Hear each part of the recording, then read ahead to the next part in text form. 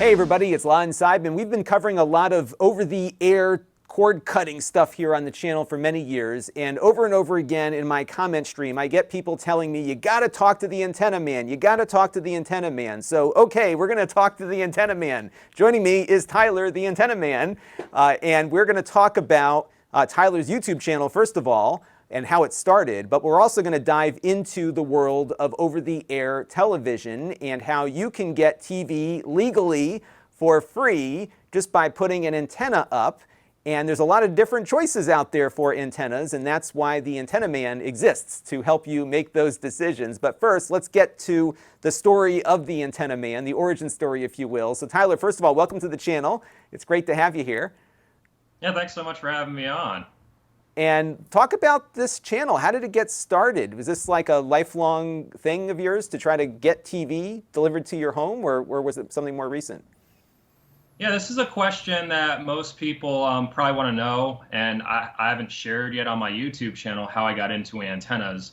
But it started when I was 5 years old. I was never really a kid who played with toys. I was more of a tinkerer. I used to play with like light bulbs and light switches. And when I was 5 years old, my family had this old TV from the 80s in the spare room on the ground. It wasn't connected to anything. So I plugged it in, turned it on, played with the knobs, and sure enough, I was getting local TV channels with absolutely nothing plugged in. And that completely fascinated my mind because as far as I knew as a 5-year-old, we got TV through a cable. You know, that's what cable was for.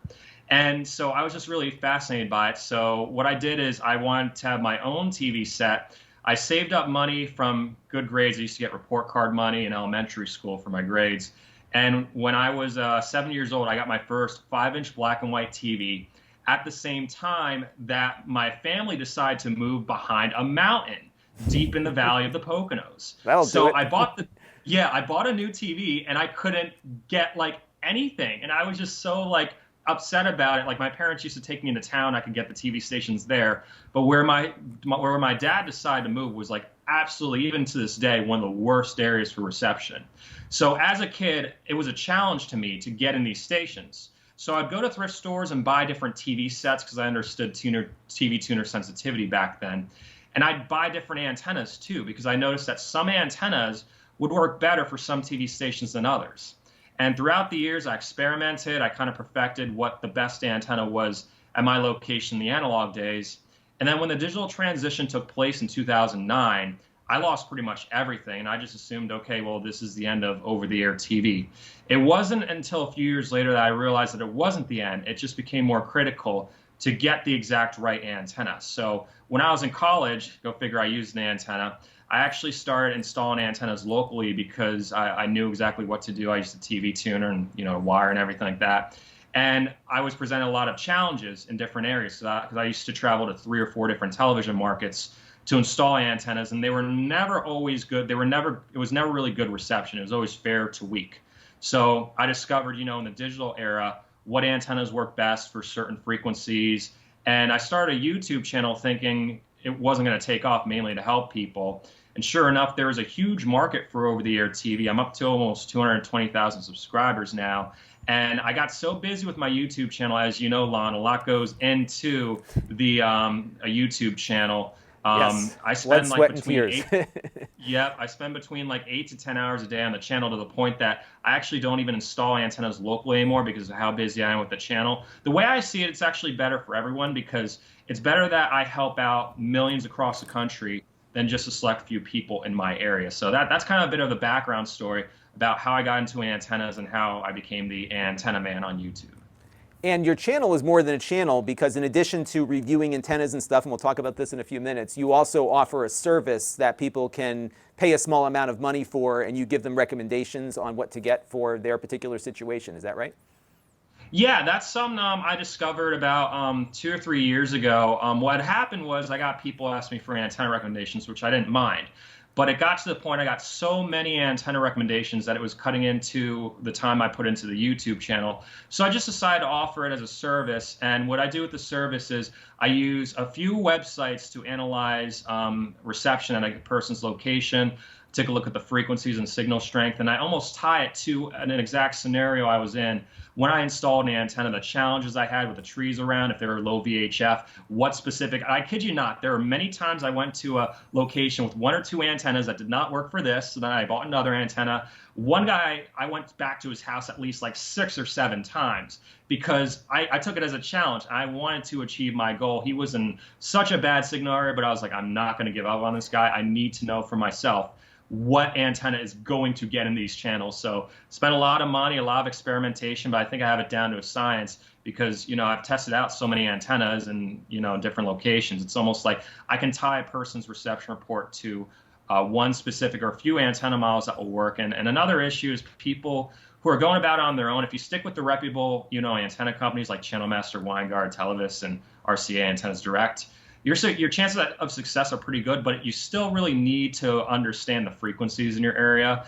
and like what antenna to get for it. And plus, people who are just going on Amazon, it's flooded with so many junk antennas that are ridiculous. I feel bad for, I kid you not, the average person who goes on Amazon, types in HD antenna, they're destined to fail because you'll get 10 junk antennas before you get one decent one. And, you know, I think you made a good point about the differences between UHF and VHF. And in some markets, some stations are, well, I guess now we'll talk about ATSC 3 in a few minutes, but for the most part, you know, TV stations are either on VHF or UHF, and your type of antenna that you choose will depend on the success there, right? So some people might be better off with one antenna versus another, even at the same distance. Is that right? That's very correct. It depends on the frequencies. Now, each antenna has like better UHF or better VHF gain. So in many areas, if there's only like one VHF channel and it's not too important, it's better to have an antenna with what has more UHF gain. But if they're in an area where ABC and NBC are on the VHF band and they show up as weaker on a report, you really got to make sure you have an antenna with more VHF gain, the longer elements compared to the shorter, smaller elements. And that's the thing. It's not about distance. I hear a lot of people asking for antennas that are good for, you know, 40 miles or 50 miles. It's not necessarily about the distance because there's a lot of factors that have to be taken into consideration. Like where I grew up at, I was 35 miles from the broadcast towers, but I couldn't get anything because of the terrain. You really need a deep fringe antenna, while someone in California may be okay with a smaller antenna at 50 miles. So again, there's just so many factors to consider. But at the root of it, you know, just mainly like a smaller antenna is good for like, you know, suburb. And if you're in like a rural, more woodsy area, you definitely need like a medium to large size antenna. And so it's not just the terrain either. As you said, trees can have an impact. Anything that can get between you and the signal, I think, could be a problem. Absolutely. And a lot of people who have indoor antennas, I'll look at the neighbor's house when they sign up for my service and I'll see, you know, where it is in respect to the broadcast tower. So if their houses are very close together, I tell them to go more towards the front of the house where there's a better signal path. And trees, yeah, trees will impact the signal, especially on windy days. In strong signal areas, it's not too much of an impact. In fair to weak signal areas, it's definitely more of an impact depending on how many trees you have. And I almost want to say, like, every time there are trees around your house, you almost want to go one step up with the antenna that you would normally need. So, for example, if you're in a strong signal area with a small antenna, if you have trees, you want to go with medium antenna. If you're in fair to weak, you want to go with a large instead of a medium. You want to go like one step up to help with the signal fluctuation as the trees blow in the wind, because they're just going to like you know, fluctuate the signal. So you really want an antenna with more surface area, more gain to help keep the signal stable. And in the Hartford area, so what we have where I am is WTNH is to the west, and then the Hartford stations are to the north, but a little too far away. And then we've got some on going to the east. So and we've got the Long Island stations coming from the south. So there was no one way to point the antenna. And I guess there are unidirectional antennas, but they never, in my experience, they never worked as well. But I guess every situation is different, right? Yeah, so what I always like to tell people is a lot of people try to go with omnidirectional antennas because they see towers in different locations or they're between markets and they're like, oh, you know, a multi-directional antenna is better than a directional. The fact is, more multi-directional antennas don't have as much gain for weaker signals. They usually only work well in strong signal areas. So what I always tell people, and I've done consultations in pretty much every single market, The majority of areas have the major ABC, NBC, CBS, and Fox stations in one main direction, and you really want to focus the antenna at those towers. And whatever else you get, you may see towers in other directions. You may still get them fine. You know, all antennas have a gain pattern that'll get signals from the side or the back if they're strong enough. And unique areas like Hartford, San Diego, I forget what else, there's Harrisburg, where they do have stations in different markets. What I usually look for is I look up the reception report, and whatever the weaker stations are is where I point the antenna towards, because a stronger signal, if that would be WTNH for you, should be strong enough to come in from the back. And if it isn't, the other options are to use a TV tuner and try to point it between the sets of towers to see if you can get all of them in one spot. And half the time you can. And if you don't, the other option is, you know, 2 antenna setup or rotator. And it might vary in the winter versus the summer too, right? That is correct too. So leaves on the trees can impact usually UHF signals, which is where most TV stations broadcast on, not as much VHF. And there are some areas where they'll get seasonal channels, or just in general, reception is worse in the summer than it is in the winter. It also has a lot to do with humidity. Humidity can impact the signals, so on hot, humid summer days. It's not to say you won't get signals when there's leaves on the trees, or, you know, when it's humid out. All it means is that you want to get like a slightly better antenna to grab as much of this signal as possible. It doesn't mean you need a monster antenna, just so when there's signal fluctuation, you still have reliable reception. I know some people have some restrictions in their HOAs, and there's laws against restricting certain types of antennas by federal mandate. But if somebody did not want to hang an antenna off the side of their house, I guess the attic would be something they could consider, right? Yeah, so one common misconception about the attic is that it's just not going to work. The truth is, if you're in a fair to strong signal area, an attic antenna can actually work pretty well. The advantage of the attic is you can try different locations for the antenna to get the best reception, while outside you're limited to maybe the eave of the roof, you know, a certain spot. Of course, there is a little bit of, you know, signal loss when in the attic, but if you, as I said, if you have fair to strong signals, most people do tend to have fair to strong signals. The attic antenna should be fine.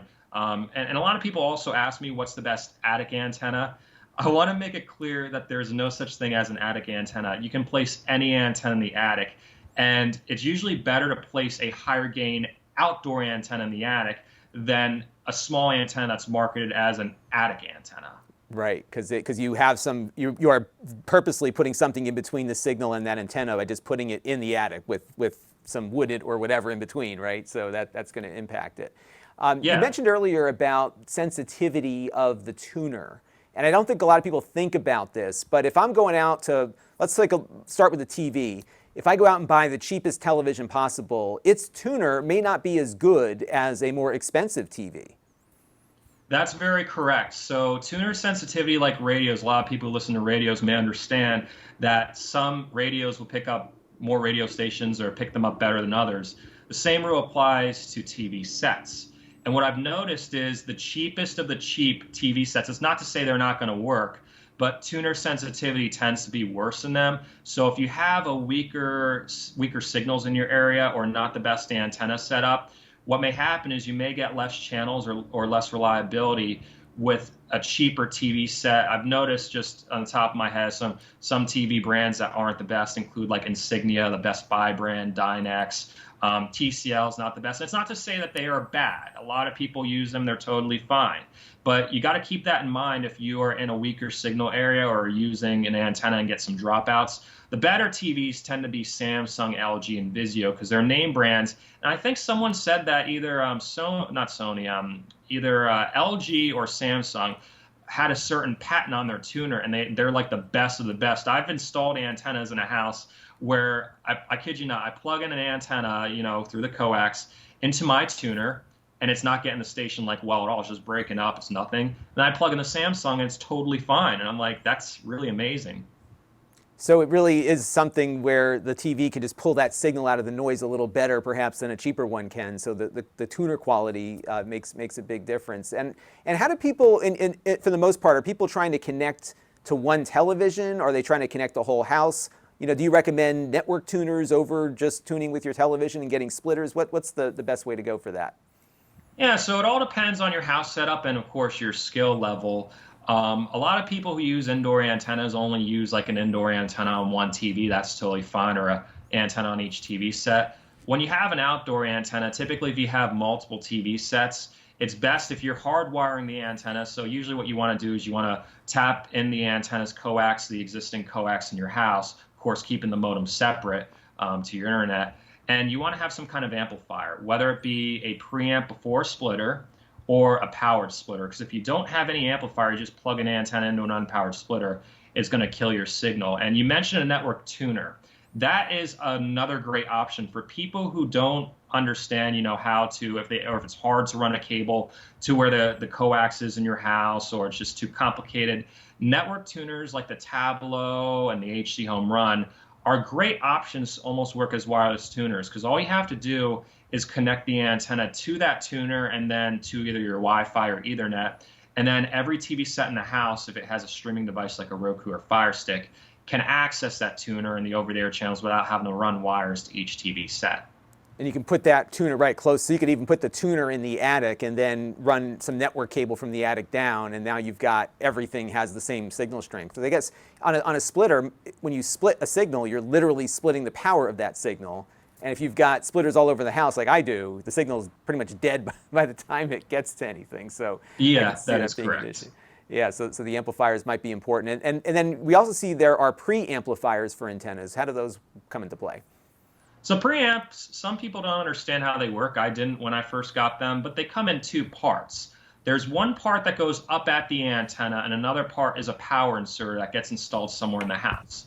What the power inserter does is it sends power through the long coax cable that goes up to the preamp on the antenna and powers it. Basically is an amplifier at the antenna, and you don't have to run electricity outside. A lot of people will ask me, they're like, oh, I don't have an extension cord outside, how do I power the preamp? And I always have to tell them, no, that's not how it works. It comes in two parts. The preamp portion gets connected to the antenna with a short cable outside, and then the power inserter gets connected before any splitter somewhere inside it, and it almost sends power backwards through that long cable you have from the antenna to the inside of your house. And it's very amazing how it works, because what that does is that amplifies the signal almost at the source. Now, for a lot of people, a powered splitter is sufficient, so you don't necessarily need a preamp up at the antenna. One disadvantage of a preamp is if it fails down the road, you have to go back up at the antenna and replace it. So you don't want to bargain hunt if you are getting a preamp, like stick with like Channel Master or Televis.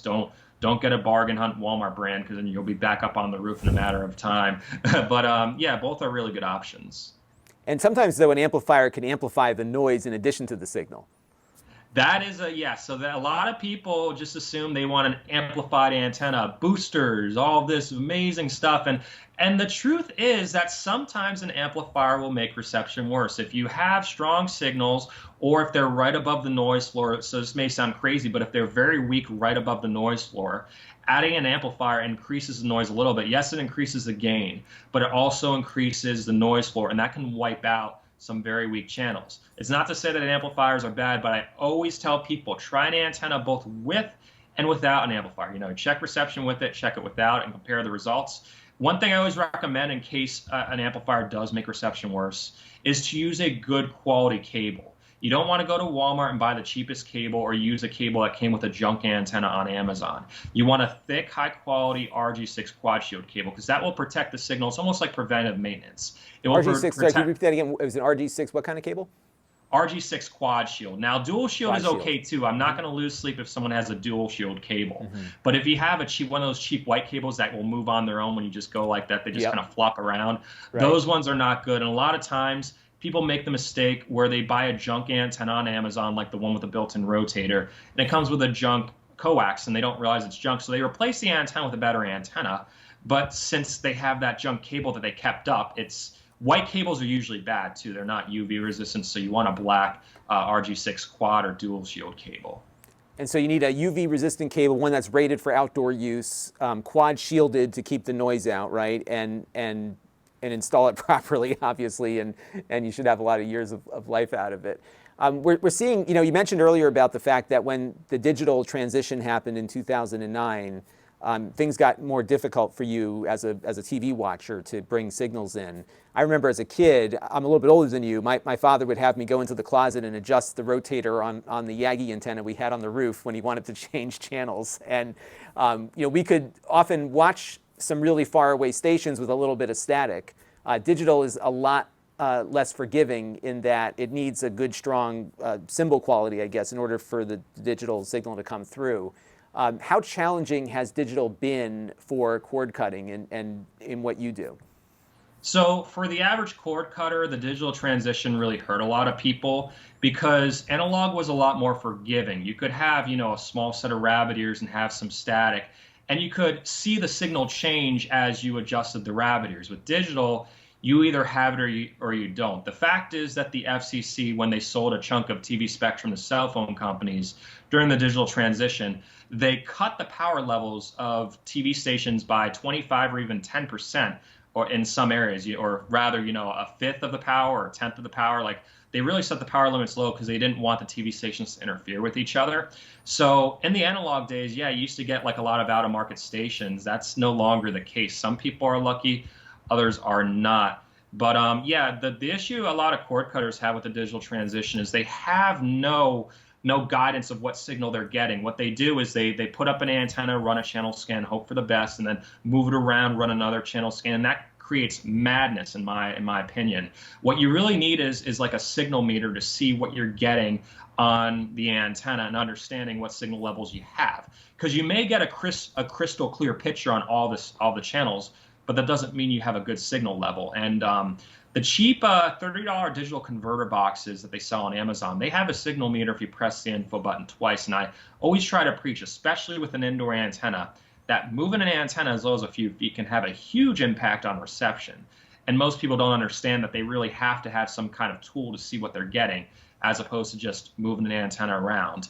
But as we'll probably talk in a few minutes, the advancement of ATSC 3.0 may solve some of those issues. And you made a good point there that you don't need to go out and buy some fancy piece of metering equipment. You can get the cheap tuner that you'll probably need anyhow, and that device will give you enough to make your adjustments from.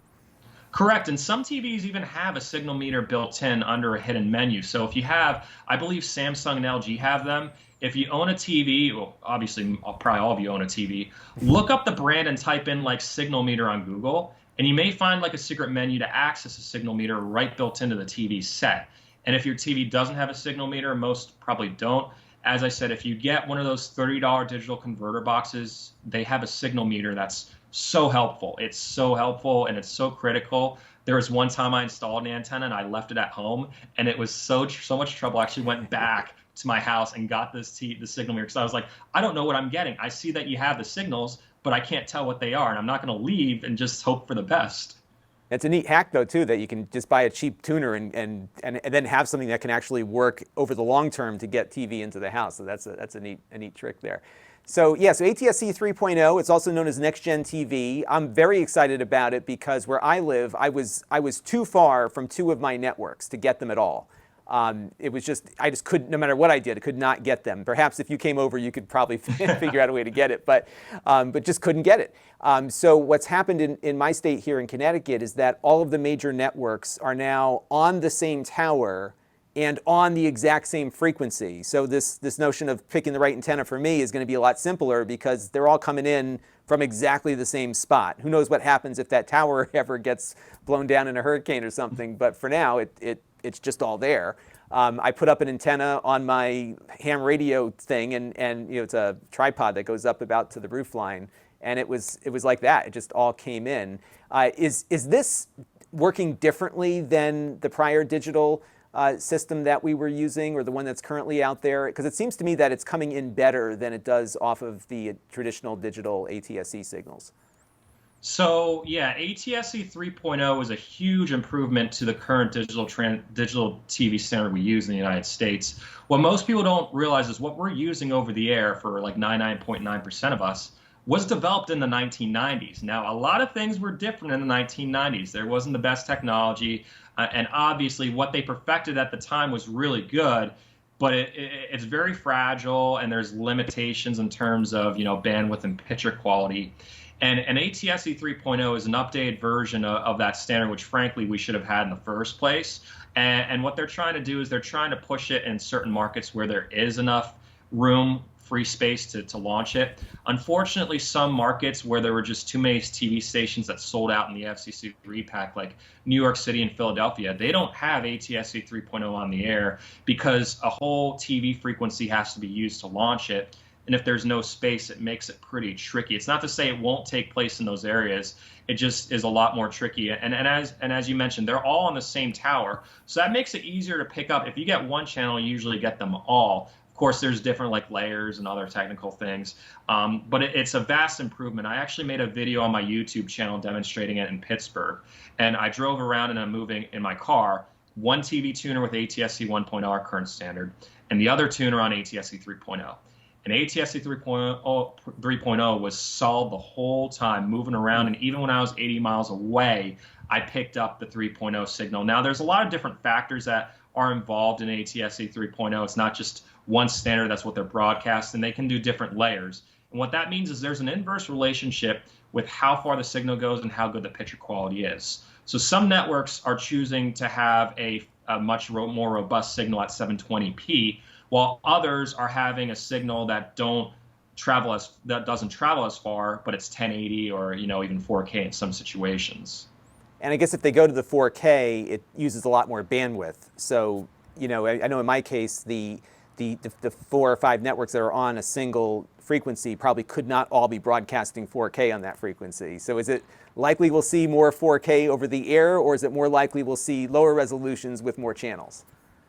That's a good question, and I just want to also make it clear we're in the very, very, very early stages of this thing, so there really isn't there isn't much 4K over the air. The only 4K that's available over the air is like a paid over the air TV service in Idaho. But if you have ATSC 3.0 in your area, it's usually up converted 720 or 1080i. Even if it's broadcasting at 1080p, it's taking the old over-the-air signal and just up converting it.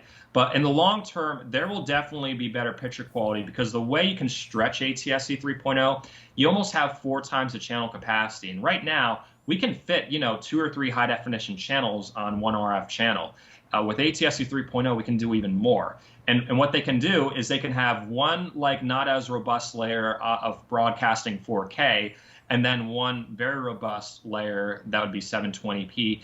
And even 480, the standard definition subchannels, would look a lot better because the video encoding, the whatever codec they use, is a lot more efficient and won't show that compression artifact that you get on the current TV standard. Yeah, I was amazed by just how much better it looked. Even though the source video coming in was likely being converted from 1080i or whatever, it just looked better. And really it's because MPEG-2 was the standard that they were operating with for the last 20 years, and that standard was pretty old when they adopted it, right? So I was watching MPEG-2 25 years ago on my computer. So moving to HEVC has been a big difference, and it's exciting to see where this might go. Now, one of the things you cover on your channel beyond just using your antenna is some of the things around broadcast TV that have been out there. Obviously, the whole nature of how we consume visual content is changing rapidly, and we're seeing people dropping cable connections. They are putting antennas up, but the business model for a lot of these stations involves charging cable companies for subscribers. Are you concerned at all that we may have all this great technology and nothing to watch? Yeah, no, that's a very good question. And my prediction is you're starting to notice it now. As TV stations, big networks, ABC, NBC, CBS, and Fox, as people cut the cord, they technically lose money because they make money on retransmission fees from cable and satellite services. If you guys don't know that, just look it up real quick and you'll understand it. What they're slowly doing is they're slowly moving more valuable content from the free over-the-air broadcasts to their paid service. So NBC just announced Days of Our Lives is going from, it was on the air for, I think, 40 or 50 years, is now only going to be available on Peacock. And they're slowly doing it. Now, I don't think it's going to be a wasteland, but it may end up being that, if there's enough money going around with the NFL, that you may not see many NFL games on free over-the-air TV because the fact is it's based around money. These networks are multi-billion-dollar networks, and they don't necessarily care about the average over-the-air viewer. One saving grace, though, that I discovered is that free over-the-air TV is a market in itself. So they're not necessarily going to try to destroy it to get people to go to cable or satellite, because if you use an antenna, you're not going to cable or satellite. You're just, that's what you use an antenna. If broadcasters lose you, their ratings go down and potentially the ad revenue goes down. So it's definitely a challenge to from them to balance the two. I personally predict free over-the-air TV will be very good for several years to come. Now, 20 years down the road, as they slowly move valuable content off their over-the-air stations and on their apps, it may just be, reruns, local news, and cheap programming, but it's still free and it's good entertainment. And I really hope that a lot of times there's collisions involved if there's corruption between like the NFL and big sports and big media companies trying to, squeeze money out of people. There would be a rebellion. Who would think they would do such a thing? Right. Yeah. Oh, yeah. Right. But one of the things I'm very happy about is my YouTube channel is almost like an army of 200,000 people. So if these networks try to pull any of this crap, I will easily, back these people up and start doing something. Like I'm waiting for them to do something, and I'm like, okay, if you guys do something, like I'm going to have a lot of people that I'm going to tell what you're doing, and you're going to get some issues, boycotting advertisers and stuff like that. Like I know how a TV station works. I've worked in a TV station, so I know how to hurt them. Right, and you know where all the bodies are buried too, right? It's Yeah. And one of the things that I've discovered about this passion is that there's a lot of passion out there for this activity of bringing in over-the-air television. Some of it's sticking it to the man, right? But some of it's actually just about the antennas in general. So in my video that I did a couple of weeks ago, I put that antenna up on my ham radio tripod. I was one of the Antennas Direct ones, and boy, did I get some feedback from everybody. That's not the one you should use. You got to use the televis. The antenna man says so. Everybody to a person was telling me the antenna man says this. And again, I think it's important to point out that there's no right antenna.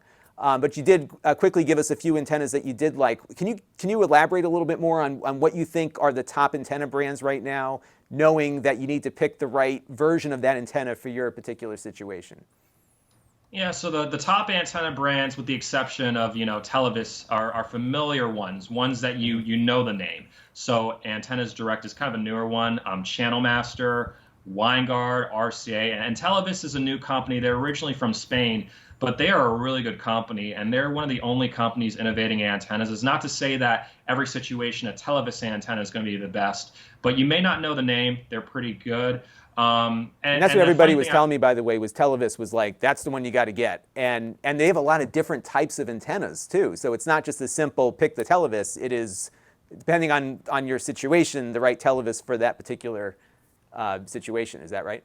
Yeah, and there's also a lot of other factors to consider. I'm sure there are some people that are almost like use antennas as muscles, and they want you to have the biggest and baddest antenna out there. Like, oh, you only got the Clearstream antenna. The fact is, Clearstream antennas perform well. They perform well in fair to strong signal areas, and they're very low profile. Every antenna company has their advantage. Clearstream tends to be more low profile and great for suburb and urban areas. Antennas Direct is, Clearstream. And then Channel Master is better for more rural areas with low VHF, same with Winegard. And then Televis is more for like areas with high VHF and UHF. So it gets so complicated. If any of you guys have followed our talk, the whole show, there are just so many factors involved. And I always love it when someone says, oh, I got the antenna you recommended and it didn't work. And I'm like, I cannot just say this antenna. I will never say that this antenna is the best model for absolutely everyone. You really have to look in your situation. Right. So you're going to need to find the best antenna for your situation, as opposed, there's no the best. And one of the things I've learned in my amateur radio adventure that I'm on is that there's a million ways to make an antenna. To do different things that you are looking to do on certain frequencies in certain ways, and even in that world, there's no right way to do it. So it varies, quite a bit. And one of the things that I love about your channel, and probably one of the more entertaining aspects of it, is all the crap out there that you get into review. Tell us a little bit about how much crap is out there, and what people should be steering away from. Yeah, so it's funny, when I first started my channel, I was reviewing good antennas because I thought, people need to see the good antennas.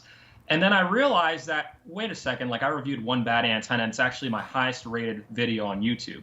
I was like, wait a second, these Chinese companies that have bad antennas, like they actually reach a lot more people, and a lot more people are looking them up and looking up reviews. So what I actually did like about a year or two ago is I started targeting these junk antennas. I started buying them on Amazon and reviewing them. I noticed they got a lot more views because what happened is a lot of foreign companies are manipulating the search algorithm on Amazon. They're paying people to, give them reviews or giving them a free product. And what that does is that bumps up their antennas on the search results to the point the average person looks up HD antenna on Amazon, and it's just all flooded with horrible antennas. I'm not just saying like basic antennas. With 5-star reviews, right? Like what the heck is that about, right? That's what's so sad, and I really wish the Federal Trade Commission and Amazon would do something about it. I reached out to Amazon for a comment. They didn't respond back. It might be out of their control. But yeah, what you really have to look for is build quality. Don't just base it off reviews, because the thing about reviews is the average person can get a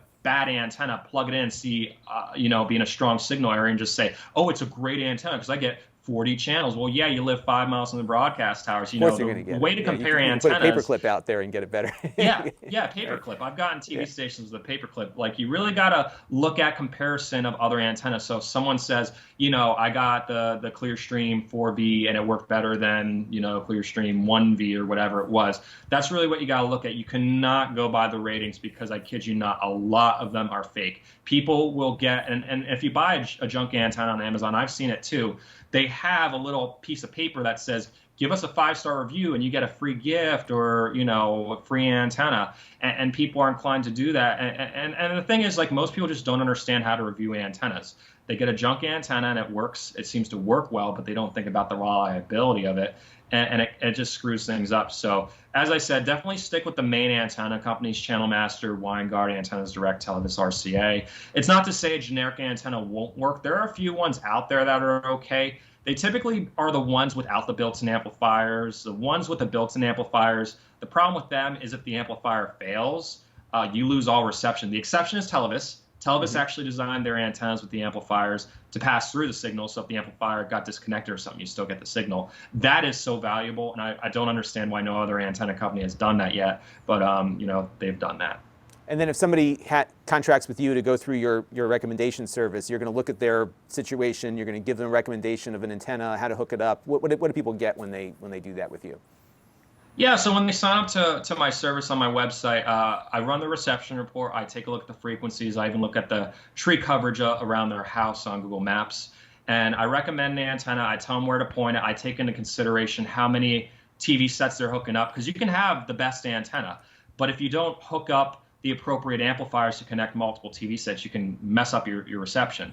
So I tell them what amplifiers they need. I give them tips on how to get the best reception, TV tuner, signal meter options. And I also am there for support. So most times I give someone the antenna recommendation. I get feedback saying that, like, oh, this works so much better. I get all the channels. We actually finally cut the cord. But every so often, the fact is I do get follow-ups that say, hey, I haven't gotten ABC or I can't get NBC reliably. What do I do? And I give them troubleshooting tips, and like almost every time I'm able to resolve it. And so I didn't think I would have been able to when I first started the service. I thought that, well, I may know my stuff, but there are just so many other factors.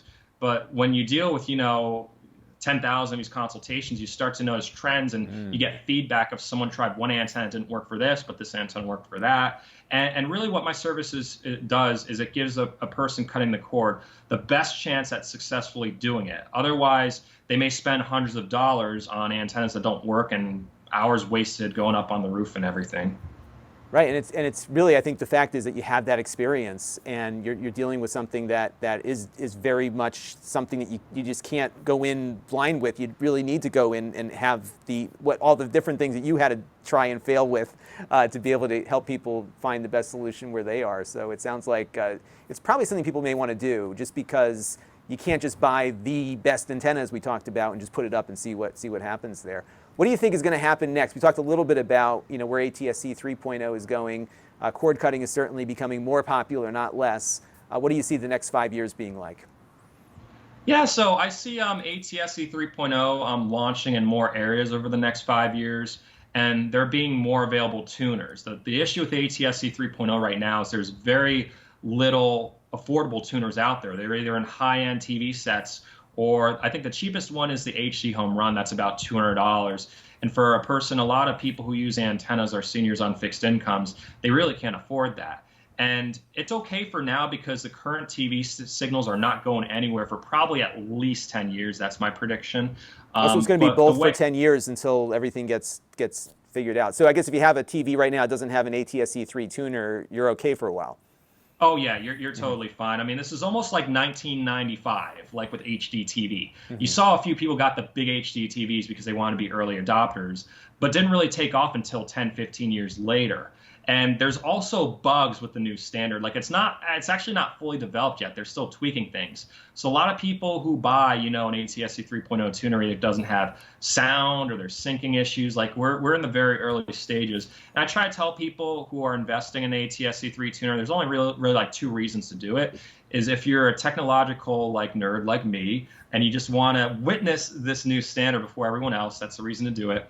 Or if you're in a heavily wooded area and you have issues with the leaves blowing on the trees on windy days, the standard's more robust. And you really got to verify that it's on the air in your area because it's not in every single area. But I personally predict that if you want to say 5 years, I'm going to look back at this in 5 years, there's going to be more ATSC 3.0 stations on the air. They might not have that much content, but it's going to be more available in like certain areas, and the tuners will be more available. So people who may be in a situation like you were where you couldn't, so you were in the Hartford area, right? Or the Connecticut area? But I'm far south, so all the Hartford was just a little too far away to get anything.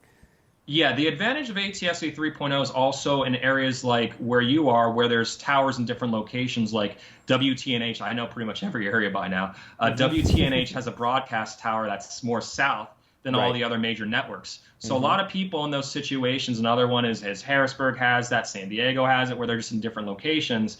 It makes it tricky to get all the stations. And with ATSC 3.0, because they can piggyback and hop on one main RF channel, you can get them all as long as you point it. Like it really improved coverage for people in the immediate Hartford area. I know that for a fact. I had people consult me, and I noticed that WTNH was weak, and I said, you get a new antenna or you can get an ATSC 3.0 tuner.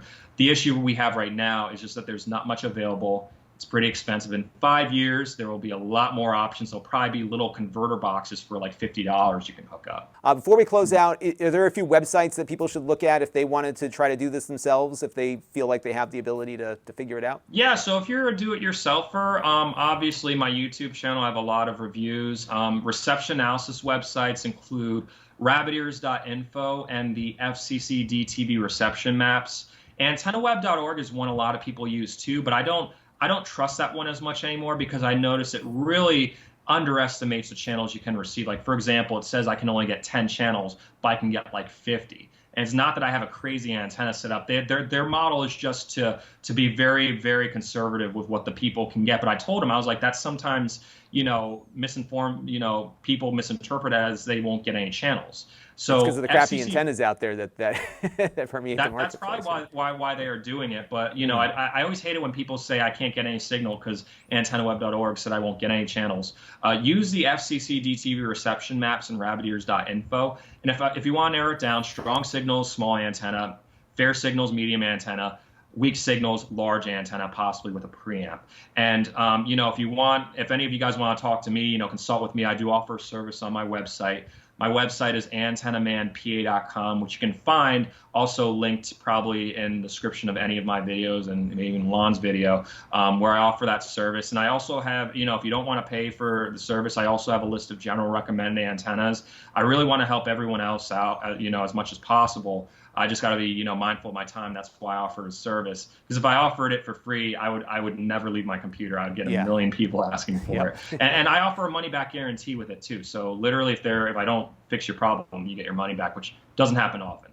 Great. Well, I know you're a good guy, and the amount of passion that the community around your content has generated, I think, shows that you're approaching content the right way, which is honestly. doing objective reviews and really trying to help inform the viewer and the consumer about what's the best option for them. And in something like this that's very complicated, I think people can save themselves a lot of time by giving you a call or giving you an email through that consultation service versus trying to buy a bunch of antennas and figure it out from scratch. So I think you're doing a great service to the community. You're helping save people a lot of money, which I think is really important too. And I know that you're very much appreciated out here. So I want to thank you for coming on the channel and telling us a little bit about what your background was with this. And it's really fun to hear because a lot of us techies, we started as kids just trying to tinker around with stuff, and it's that that rinse and repeat kind of thing of figuring out what works versus what doesn't and remembering what didn't work and how you fixed it. I think can lead to quite a career. So for the young people out there, just keep spending time tinkering. You'll turn it into something. Yeah, absolutely. And I'm so thankful for the advancement of technology with YouTube that I can make a living off something I love, I'm passionate about, and can help people across the country really put $1,000 a year back in their pocket by not having cable or satellite. And, if there's any younger individuals watching, I always just say, start posting content on YouTube. I never thought that I would have, 200,000 subscribers. It's antennas I'm talking about. But, there are a lot of people in this world, and if you have, passion about something, people are going to notice that. And you may, have a good following. And if it's not a hobby, you could also, make a living off it like we do. So. Absolutely. And being honest is the best way to do it. It takes you longer, but it's important, I think, to do it the right way and not try to fleece people along the way. So but thank you very much, Tyler, for joining us today. And I learned a lot today, and I'm looking forward to trying out a few more antennas to find the one that's going to work best in my situation. So check out the Antenna Man's website and his YouTube channel. We'll link to those down in the comments section. And until next time, this is Lon.TV. Thanks for watching. This channel is brought to you by the Lon.TV supporters, including gold level supporters Chris Allegretta, Brian Parker, Hot Sauce and Video Games, Baby Metal Fox God,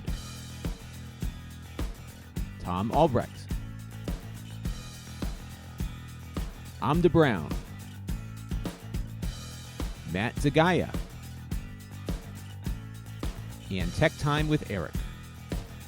If you want to help the channel, you can by contributing as little as $1 a month.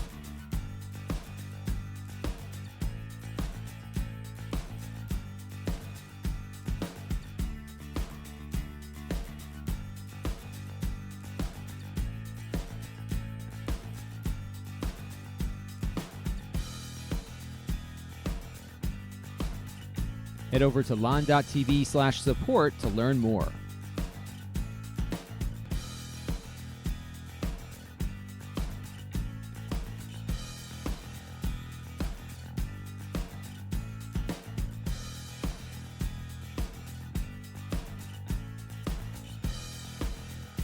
And don't forget to subscribe. Visit lon.tv/s.